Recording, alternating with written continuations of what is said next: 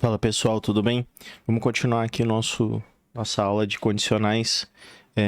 A gente viu na outra aula aí o if e o else, né? Eu vou colocar um pouco mais de formas aqui, vamos dizer assim, de poder utilizar o if e else, né?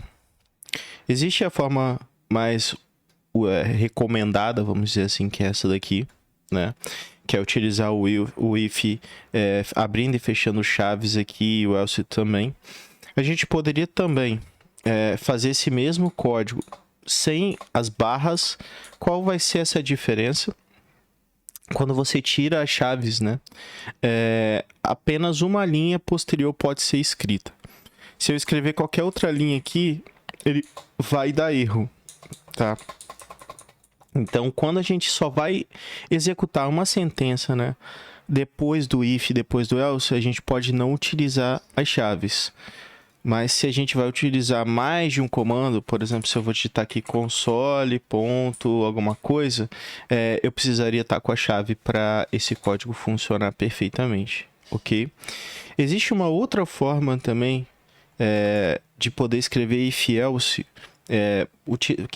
que é muito utilizado, por exemplo, para você poder fazer a atribuição de uma variável com uma condicional. Isso é possível. Por exemplo, eu poderia estar fazendo aqui uma string chamada mensagem, por exemplo, e colocar o if aqui, e aí eu vou colocar um ponto de interrogação. Vou colocar aqui, por exemplo, este texto, dois pontos, o texto que está aqui, ponto e vírgula. O que eu acabei de fazer aqui, ó? Eu falei para escrever uma mensagem, aí obviamente que eu teria que dar um console aqui com essa mensagem, né? Eu acabei de escrever uma string, eu quero escrever uma string, mas ela tem uma condicional. Ela está verificando se o usuário é igual o que a gente colocou aqui na variável, né? Esse primeiro, depois do ponto de interrogação, seria o se, né? O if, né? Seria o resultado do if, né? Se ele passou pelo if, o if deu true, ele vai vir nesse primeiro resultado. E esse aqui, dois pontos, seria o else. Qual é a questão com relação a essa a forma de escrita de condicional? É que ela necessariamente precisa ter if e else, né? Aqui a gente poderia simplesmente, por exemplo, só ter o if. A gente não precisa necessariamente ter o else.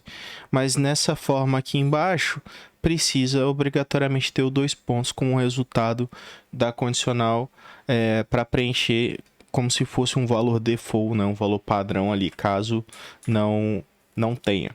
Então aqui a gente já consegue ver as três formas mais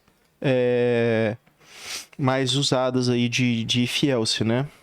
Aqui é o padrão, né? É o recomendado. Todos os design patterns eles pedem para ser dessa forma. Esse aqui nesse segundo modelo somente um comando após o if ou else, tá? Esse aqui tem um nome específico que eu não lembro direito, acho que é iternário, eu não lembro direito como é que é o nome que é dado a esse if aqui, mas existe um nome específico na programação, tá? Eu utilizo muito essa forma de if aqui, né, de condicional, mas eu não lembro o nome certinho, e lembrando que obrigatoriamente precisa ter os dois pontos e tudo mais, né?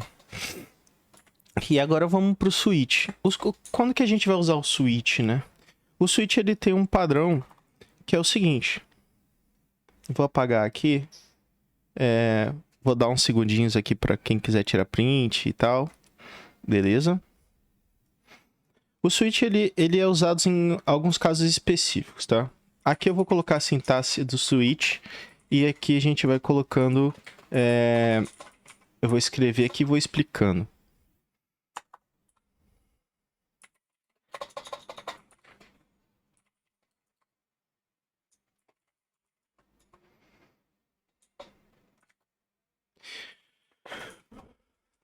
Vamos lá.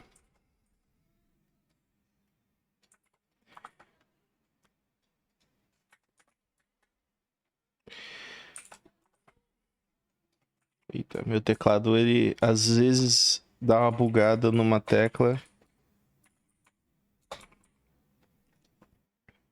Vou botar opções aqui. Então vamos lá. O que eu tô falando aqui? O switch, ele pode conter uma série de condicionais, né? É como se a gente estivesse fazendo vários ifs, mas a gente consegue especificar qual é o valor, né? Aqui no caso eu tô falando que opções é uma inteira, e aí eu tô colocando aqui, imagina como se a gente estivesse fazendo um menuzinho lá, né? A gente pode até escrever esse menu usando o console write line, né? A gente fala assim, aperte 0 para ir para tal opção, aperte 1 para poder aqui entre o case, né? A gente abre switch, coloca o valor que a gente vai que é a variável que vai estar recebendo, né? Abre e fecha chaves. Dentro dessas chaves a gente vai colocar case 1, case 2, case 3. Esse valor aqui pode ser uma string, pode ser um inteiro, pode ser booleano, pode ser uma série de coisas, né? Não necessariamente só inteiro. Mas aqui a gente está colocando como se fosse um menu daqueles de quando você liga para um atendimento, diz que 0 para tal coisa, diz que 1 para tal coisa. E aí, entre os dois pontos e o break, é como se fosse aquelas chaves do if else, né? E aí a gente pode ter uma série de opções. Aqui eu poderia estender mais, colocar 3, 4, 5, 10 e tudo mais. E o que é esse default? O default seria o else. Caso passe por todos os switches e não consiga achar um valor correspondente com o que foi digitado, aí você poderia usar o default para poder falar não encontramos o menu e tudo mais, né? A gente vai continuar falando de switch case e a gente vai também ver algumas outras variações de if else aqui que eu lembrei, que é quando a gente faz o if else muito próximo, parecido com o comportamento do switch também, que é concatenando o else com o if, tá? Eu vou deixar para o próximo vídeo, porque esse vídeo aqui já está no nosso tempo. Até mais.